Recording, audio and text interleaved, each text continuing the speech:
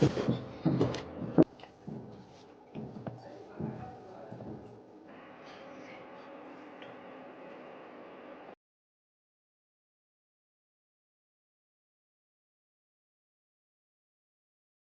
ये है मेरी स्ट्रैटेजी जो मैंने मैथ्स के लिए बना रखी है, जिसको फॉलो करके मैं अपने एनडीए एग्ज़ाम को देने जाऊँगा। Per day I will be giving 4 hours, और स्टार्टिंग में मैं 2 घंटा 3 घंटा ऐसे करके अपनी कंसिस्टेंसी को इम्प्रूव करूँगा। और टाइमिंग जो मेरी पढ़ने की रहेगी वो मॉर्निंग में रहेगी, क्योंकि पूरे दिन भर मैं अपने अदर टास्क करता हूँ। और मेनली पहले मैं क्या करता था कि मैं रात को मैथ्स पढ़ूँगा, जो कि बहुत बड़ी गलती थी मेरी, क्योंकि मैथ्स एक ऐसा सब्जेक्ट रहा है मेरे लिए जिसको अगर मैं करूँ तो 1-2 क्वेश्चन करने के बाद ही मैं थक जाता हूँ। इसलिए मैथ्स क्योंकि मेरे लिए वीक है, तो उसको ऐसे टाइम पे करूँगा जहाँ पे मैं बहुत ज़्यादा प्रोडक्टिव रह सकता हूँ, और वो है मॉर्निंग टाइम। और मैं मैथ्स 2 टीचर्स से पढ़ूँगा। पहला तो है अरविंद कालिया सर और दूसरे हैं मोहित सर। मोहित सर से मैं एनडीए के लिए पढ़ूँगा और अरविंद कालिया सर से पढ़ूँगा मैं जेई पर्सपेक्टिव से और बोर्ड्स पर्सपेक्टिव से। और दोनों टीचर्स के साथ पढ़ने का ये रीज़न है कि अगर दोनों टीचर के साथ पढ़ूँगा तो मोहित सर सिर्फ एनडीए के पर्सपेक्टिव से मेरे को पढ़ाएंगे मैथ्स पर, लेकिन अरविंद कालिया सर से पढ़ने से मुझे और कंसेप्ट्स के बारे में जानने को मिलेगा, जो कि आगे चल के मेरे लिए ही हेल्पफुल होगा। फिर एनसीईआरटी करूँगा। मतलब एनसीईआरटी इसलिए करूँगा क्योंकि जो बेसिक क्वेश्चंस होते हैं वो एनसीईआरटी के करने ज़रूरी रहते हैं, क्योंकि एनसीईआरटी में बेसिक क्वेश्चंस होते हैं, और अगर उनको एक बार कर लिया तो बेस तो स्ट्रॉन्ग हो जाएगा। उसके बाद हम किसी भी बुक में मूव ऑन कर सकते हैं, जैसे कि R D Sharma, R S Agarwal और online sources. R D Sharma मेरे पास है तो मैं उससे करूँगा। You can opt for R S Agarwal and online sources. Online भी बहुत सारे सोर्सेज मिल जाते हैं।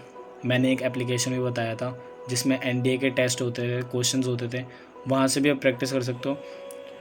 और उसके बाद मैं एनडीए के पीवाईक्यूज़ लगाऊंगा। और इन सब को करने की जो मेरी स्ट्रैटेजी रहेगी वो कुछ इस तरीके से रहेगी, क्योंकि आज 19th ऑफ मार्च है और मैं कल से प्रिपेयर करने वाला हूँ एनडीए की मैथ्स के लिए। तो मैं 20th मार्च से 31st जुलाई तक अपनी 11th 12th की मैथ्स को पढ़ूंगा, और लास्ट का जो मंथ रहेगा दैट इज़ अगस्त, उसमें मैं मॉक टेस्ट दूंगा ताकि मैं अपने वीक पॉइंट्स पर थोड़ा सा ध्यान दे सकूं और अपने टाइम मैनेजमेंट को भी इम्प्रूव कर सकूं। उसके बाद यहाँ पे सबसे स्टार्टिंग में, क्योंकि मार्च अभी 20th मार्च से शुरू करूँगा, तो आखिरी के 10 दिन और 13 दिन अप्रैल के। 13 दिन अप्रैल के क्यों? क्योंकि 13th अप्रैल को NDA 1 2025 का पेपर है। तो इतने समय के टाइम पीरियड में मैं 11th के कंसेप्ट्स और क्वेश्चंस करूँगा।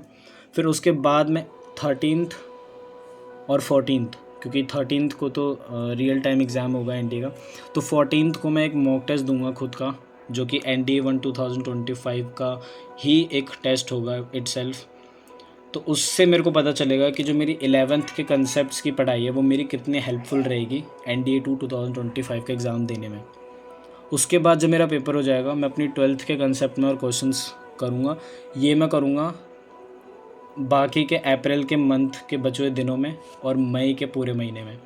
मतलब मई तक मैं अपने दोनों क्लासेस के सिलेबस को ख़त्म करने के बाद आखिरी के 2 महीनों में इनके क्वेश्चंस की प्रैक्टिस करूँगा।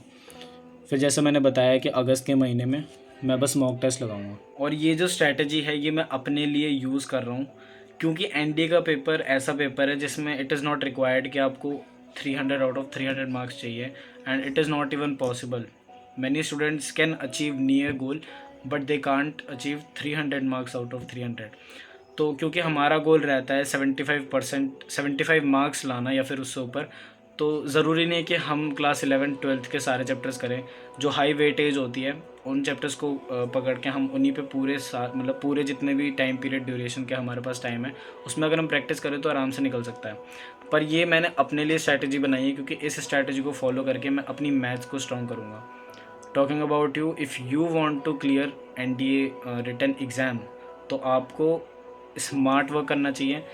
Smart work in the sense जो हाई वेटेज हैं, हाई वेटेज वाले चैप्टर और इजी चैप्टर्स हैं उनके मिक्सचर्स को लेकर उनके ऊपर प्रैक्टिस करनी चाहिए। जैसे कि 3D वाले चैप्टर हो गए, वेक्टर्स वाले चैप्टर हो गए, उनकी वेटेज हाई रहती है। कैलकुलस वाले हो गए, उनको आप इग्नोर कर सकते हो क्योंकि वो बहुत हार्ड आते हैं।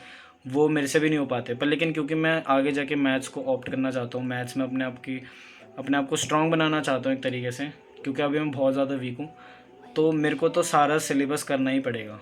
पर लेकिन अगर आपको सिर्फ एनडीए के रिलेटेड मैथ्स पढ़नी है, तो आपको इस स्ट्रैटेजी को फॉलो ना करके स्मार्ट वर्क करना चाहिए। दैट इज़ आपको हाई वेटेज वाले चैप्टर्स को पहले करना चाहिए, और अगर बाद में थोड़ा टाइम मिले, इतना कॉन्फिडेंस आ जाए कि इन चैप्टर्स के बलबूते पे मैं एनडीए का रिटन एग्ज़ाम निकाल सकता हूँ, तो बाद में जाके आप उन चैप्टर्स को उठा सकते हैं जो या तो आपके लिए मुश्किल है या तो उनकी वेटेज कम है। और बहुत सारे लोग मेरे से पूछ रहे थे कि आपने एनडीए 1 2025 का एग्ज़ाम क्यों नहीं दिया। तो इसका मेन रीज़न ये है कि बीच में मेरे बोर्ड्स भी थे, और दूसरी बात, मेरे पास इतना कॉन्फिडेंस नहीं था कि मैं कह सकूं कि मैं एनडीए का एग्ज़ाम, रिटन एग्ज़ाम मैथ्स के साथ निकाल सकूं, क्योंकि मैथ्स उस समय भी मेरी वीक ही थी, और 11th की भी करनी थी फिर मेरे को साथ साथ 12th की मैथ्स के साथ, क्योंकि 12th की मैथ्स अगर मैं करने बैठा तो कैलकुलस का पार्ट मेरे को अच्छे से ले डूबेगा, और वहीं पर अगर मैंने 12th की मैथ्स को इग्नोर करके 11th पे फोकस करा ताकि मैं एनडीए का रिटन एग्ज़ाम निकाल सकूं, तो मेरे बोर्ड्स पे भी इफेक्टिवनेस आती, वो नेगेटिवली अफेक्ट करता। If you want the video on the analysis of the high weightage chapters of mathematics which are asked in the exam of NDA, then let me know in the comment section below.